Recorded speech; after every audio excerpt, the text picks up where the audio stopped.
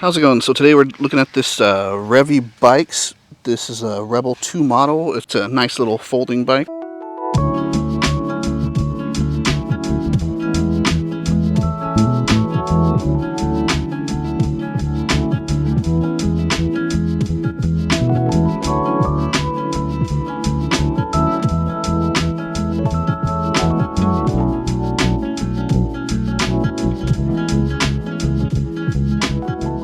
So it does come with your standard 750 watt hub motor down there. It's internally geared with a 15 amp hour battery, 48 volts. So I'll put the watt hours right here. So it comes locked at 20 miles an hour as a class 2 bike. It even says class 2 right here in this little sticker, but you can unlock it to go 28 miles an hour, which I already did, but I'll show you that process a little later. It's got hydraulic brakes on 180 millimeter rotors. Same setup in the rear. You can't see it because the saddlebags there. Comes with a really nice rear rack with wood, and it comes with these nice saddlebags to go on, making the bike pretty versatile. It's got 20-inch wheels with 20 by 3-inch road tires here. We'll do a little bit of off-roading testing, but just this bike's mainly made for the road. It's got a front headlight and a brake light with turn signals. As you can see, it folds up. You can just fold it in half right here, and then the handlebars will fold down right here, making it pretty compact. You can stick it in the corner of the room or in a van or wherever. It's got plastic fenders in the front and the rear, which is pretty standard, and they work fine. It's a 7-speed bike with a Shimano derailleur. It also comes with passenger pegs if you wanted to take this off and have a passenger in the back. And it's got your standard e-bike trigger shifter here. You've got front non-adjustable suspension, and then it's a hardtail, so there's no rear suspension. We go over the dash a little bit to turn on. You just press the power button. It comes on, and then you have like 50 seconds or 60 seconds to hit it with the NFC key. Then it turns on. Display is pretty basic. They got your charge state there, which I really enjoy how they have the percentage. Most bikes don't do that, so that's great. And then you've got I think this is a power you're drawing, your speed, your class, what classes you're in. There's 5 classes on this bike, so I have it in class 5 right now, which is fully unlocked for throttle and pedal assist. And then right here is your power assist level here. And then you got your trip. So here's your turn signal switch right here. You got a little horn. This is the up and down to change your power levels, and then you hold down set to get into the settings, or you just click it to change the information on the screen there. It's kind of weird because this bike comes with a horn and it comes with a bell, so you've got your choice. So then you got your standard sort of ergo grips here. I like these grips. They're pretty comfortable. Like decent grips. They feel pretty good actually. Quarter throttle on the right hand side. I prefer twist throttles over thumb. It just feels more natural to me, so I like that they have that. Really good and nice big cushy seat here. This thing's super comfortable. So it's actually a really light bike, you know, for this kind of bike. I think it's an aluminum frame, but I'm not sure. And then it's actually, you know, very comfortable. The suspension is a little soft for someone my size, but for most people, it's going to be fine. All right, that's kind of it with the specs. Let's just get on the bike and do some testing. All right, so let's test the speed here. Like I said, it comes locked at 20 miles an hour, but I unlocked it. I'll walk through that with you in just a few minutes here. But for now, let's just see how it performs. Just got your standard 750 watt motor here. Should be, wow, the tires are really smooth. I think having these 3-inch wide instead of the 4 is kind of a nice balance. So we're going 27 miles an hour. Now we're going slightly uphill, so we should see this drop a bit. Let's see, 24. All right. Pretty much held 23 miles an hour going up a slight hill. Now let's go downhill. We're going to test a much steeper hill in just a minute here. But okay, let's see how it goes downhill. And after the hill stops, we got a nice little straightaway that's fairly level. So we'll see if it can maintain its top speed. So we're hitting 30 miles an hour. Going downhill, let's see here. It's maintaining 29. Now we're going slightly back uphill. Now it's 28. Oh yeah, so it's actually really fast. Maintains speed really well, and it's nice and torquey too.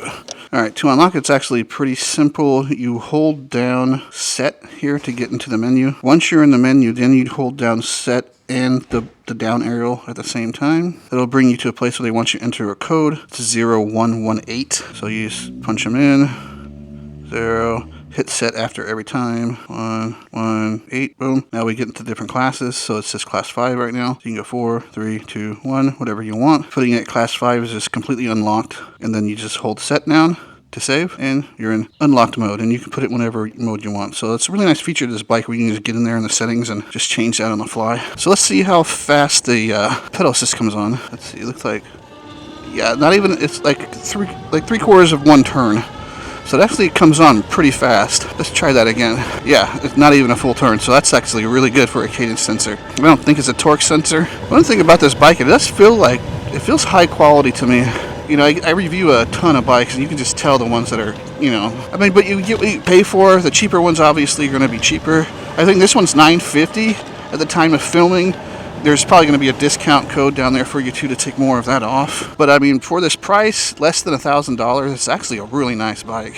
I mean, you got your hydraulic brakes, you got good power, you got decent battery size, and then you got, you know, it comes with a lot of extras. You got that rear rack, and it comes with the saddlebags. That's really cool. It's easy to unlock. It's kind of short. The wheelbase is a little short, so it's like, it feels really nimble to ride around, so most people are going to feel pretty comfortable on it. I don't know if I just mentioned range, maybe I did, but it's a 15 amp hour battery at 48 volts. I think it's 720 watt hours. You know, so you're looking at, if you're doing, you know, throttle only in full power, totally unlocked mode, you know, you're probably looking at about 25 miles, maybe 20, 25. But if you put it like in a, you know, pedal assist, a low pedal assist, I mean, you can get, you know, really tons of range out of it, 50, 60, whatever miles.